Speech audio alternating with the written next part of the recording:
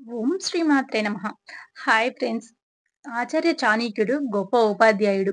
చాణక్యుని విధానాలను చాలా మంది నేటికి అనుసరిస్తూ విజయవంతమైన జీవితాన్ని గడుపుతున్నారు. దానితో పాటు ప్రతి రంగంలోకి సంబంధించిన విషయాలు నీతి శాస్త్రంలో ప్రస్తావించారు. అదే సమయంలో మానవ సంబంధాలు, వ్యాపారం, విద్య, డబ్బు మొదలైన వాటికి సంబంధించిన విషయాలు కూడా ప్రస్తావనలో కనిపిస్తాయి. ఈ విధానాలను అనుసరించడం ద్వారా మనిషి తన జీవితాన్ని సులభతరం చేసుకోవచ్చు. ఆచార్య చాణక్యుడు తెలిపిన వివరాల ప్రకారం మనిషి కొన్ని తప్పులను, పొరపాటులను కూడా చేయకూడదు. మనిషి తను చేసే తప్పుల కారణంగా పలు సమస్యలు ఎదుర్కోవాల్సి వస్తుంది.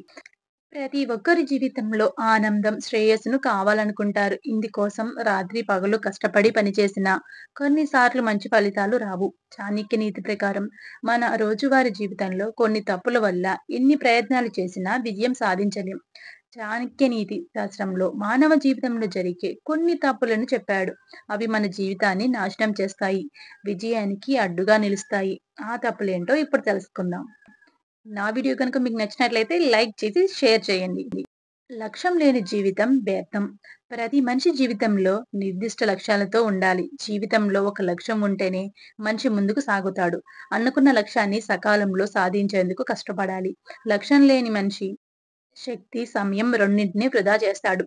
లక్ష్యం లేకుండా జీవించడం జీవితంలో అతి పెద్ద తప్పు. చెడు అలవాట్లతో నాశనం. చెడు అలవాట్లకు బానిసలైతే ఎవరి జీవితమైనా నాశనం అవుతుంది. అబద్ధాలు చెప్పడం, మత్తు పానీయాలు తీసుకోవడం, డబ్బు వృధా చేయడం వంటి అలవాట్లు మిమ్మల్ని, మీ కుటుంబాన్ని నాశనం చేస్తాయి. చెడు అలవాట్లను అనుసరించకూడదు. చెడు అలవాట్లు ఉన్నవారితో సావాసం చేయకపోవడమే మంచిది.